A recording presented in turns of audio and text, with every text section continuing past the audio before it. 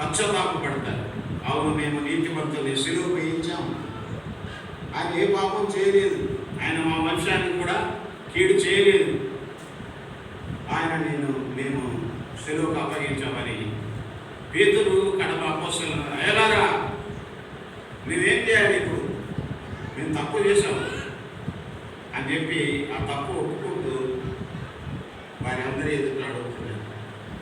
వారు ఈ మాట విని హృదయంలో నొచ్చుకొని, సహోదరులారా మేమేమి చేద్దామని పేతురు కడప అపోస్తలులను అడగగా,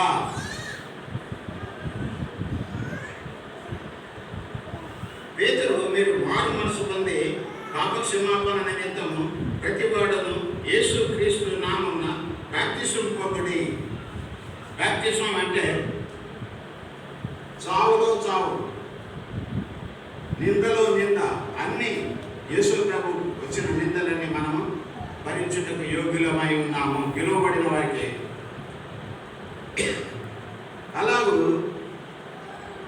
మీరు ఏ యేసును అవమానపరిచారు, ఏ యేసును నిందించారు, ఏ యేసును తృణీకరించారు, ఆయన బాప్తిసం తీసుకున్నవాడు